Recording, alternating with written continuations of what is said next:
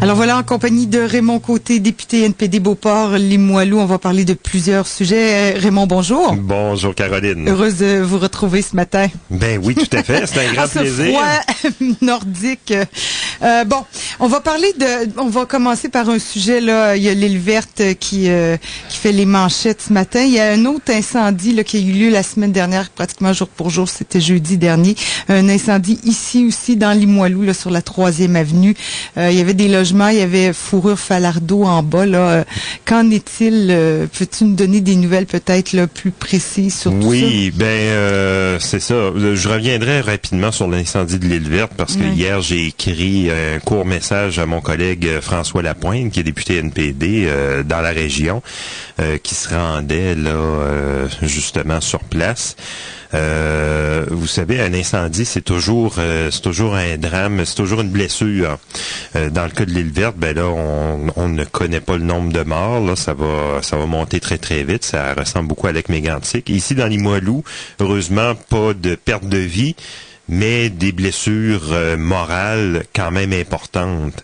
Et je vous rappelle l'incendie de la rue Bouchette qui avait amené un magnifique élan de solidarité auquel j'avais participé. Ça avait été un élan de solidarité extraordinaire, très très porteur, une magnifique expérience, mais faut pas se le cacher, c'était pas mal désordonné, ça demandait énormément d'énergie de la part de notre armée de bénévoles pour en venir à bout.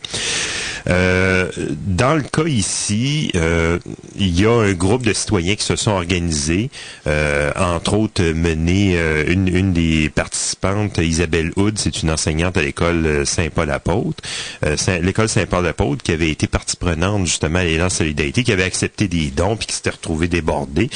Là maintenant, le groupe a voulu prendre le problème dans l'autre sens en disant: on sait que vous êtes généreux, ça, il n'y a pas de problème, mais au lieu de vous précipiter puis de donner des choses, on va attendre de regarder quels sont les besoins à la base. Parce qu'il faut le dire, là, l'édifice, c'est une perte totale. C'est un trou béant, coin, je sais plus, 7e, c'est 7e rue. 7e rue, 3e avenue. C'est 8 logements aussi de perdus.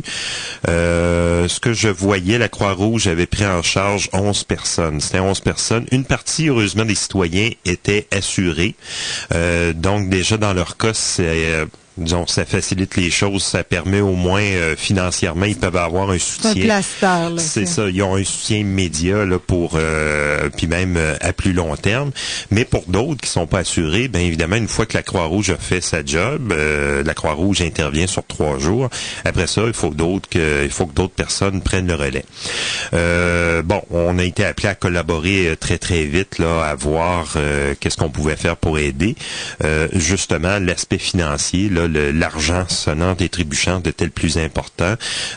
On s'est retrouvé à regarder avec Agapé puis avec les citoyens qui organisaient l'opération, à voir pour un point de chute pour l'argent, pour avoir déjà les moyens pour que les gens qui sont sinistrés mais sans assurance puissent continuer à vivre au chaud, à être capables de pouvoir s'organiser. Parce que l'hiver est particulièrement difficile. Là, on s'entend jusqu'à présent, c'est pas facile. Là. Tout à fait. Puis là, à partir de là, ces gens-là peuvent espérer avoir une aide financière pour pouvoir avoir des produits de première nécessité, pour pouvoir continuer à vivre en attendant de pouvoir se trouver un logement, s'installer, puis repartir. Puis là, le grand besoin, évidemment, vous avez un site, une page Facebook. Vous avez simplement à faire la recherche Limoilou avec un P pour le célèbre loup des Fourrures Falardeau. Là, vous avez l'information là la plus à jour pour savoir quelles vont être les prochaines étapes. Ce que les organisateurs de l'opération ont voulu faire, évidemment, c'était de connaître les besoins des sinistrés, puis à partir de là, faire appel aux ressources que les gens auront la générosité de donner, là, mais répondant directement à ce besoin-là, puis ne pas s'éparpiller. Ouais. Alors, je salue cette magnifique-là initiative. Moi, je vais aller faire un don en argent simplement, puis j'invite les gens à ne pas hésiter à aller faire les dons à Entraide Agapé. 100% de l'argent qui est versé à Entraide Agapé va être versé aux sinistrés selon leurs besoins. Oui, je pense qu'ils en ont bien besoin. On peut changer de sujet parce que c'est difficile, c'est des sujets difficiles, surtout avec, comme tu le disais, là, cet incendie à l'île verte. Là. On va parler de la soirée hommage à Mandela qui a eu lieu à l'Université Laval, qui va avoir lieu plutôt. Non, qui a eu lieu la semaine dernière. Oui, tout à fait. C'était un magnifique événement. Vous savez, la diaspora venant du continent africain est de plus en plus nombreuse, diversifiée aussi. Et dans le fond, les associations existantes d'Africains de différentes parties du continent, on parle de Congolais, on parle de ressortissants de la Centrafrique, Camerounais, etc., ont voulu vraiment rendre un hommage particulier à Nelson Mandela, qui est vraiment sans doute la figure marquante, la figure marquante du continent africain, puis même mondialement pour la deuxième moitié du 20e siècle, puis surtout le début du 21e.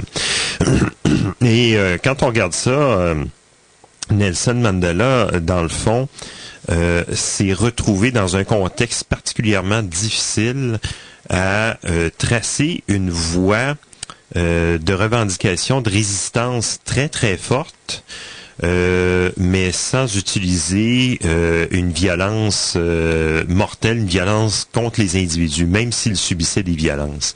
C'est un parcours qui est vraiment exemplaire. Évidemment, ça n'a pas tout réglé, mais je salue l'initiative des Africains de Québec qui ont voulu vraiment souligner l'impact, la valeur de la vie, des actions de Nelson Mandela.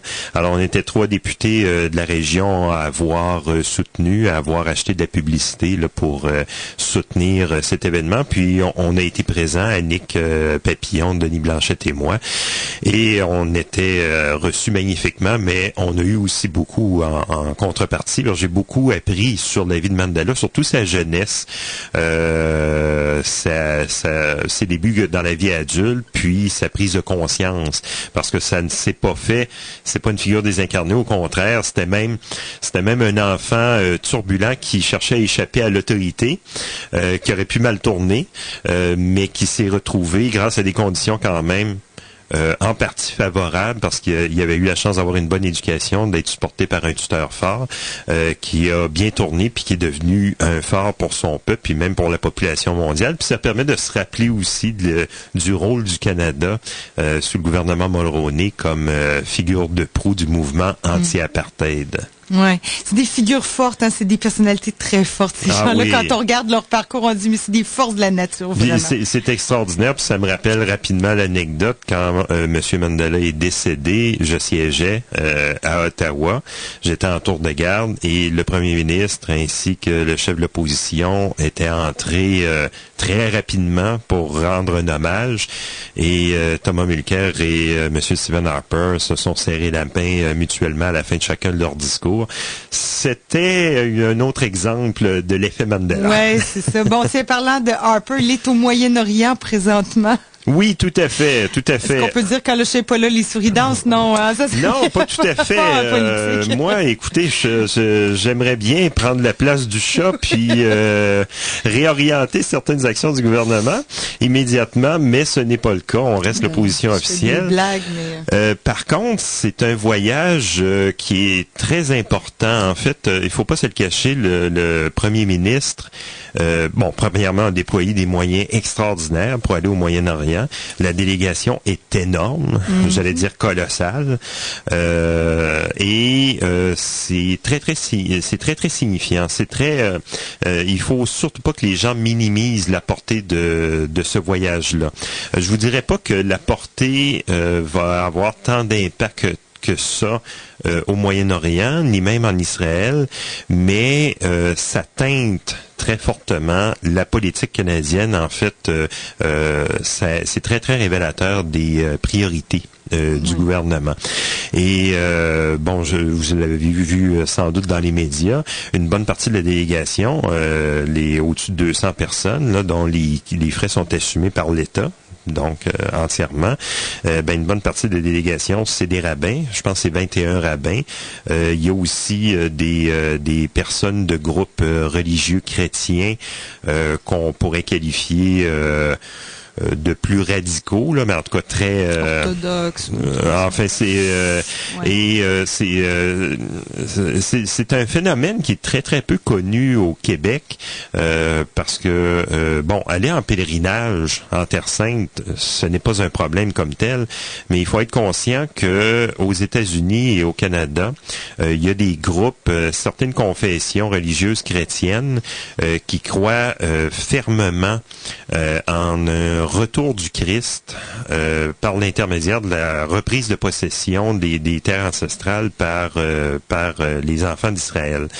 Alors, il y a quelque chose là...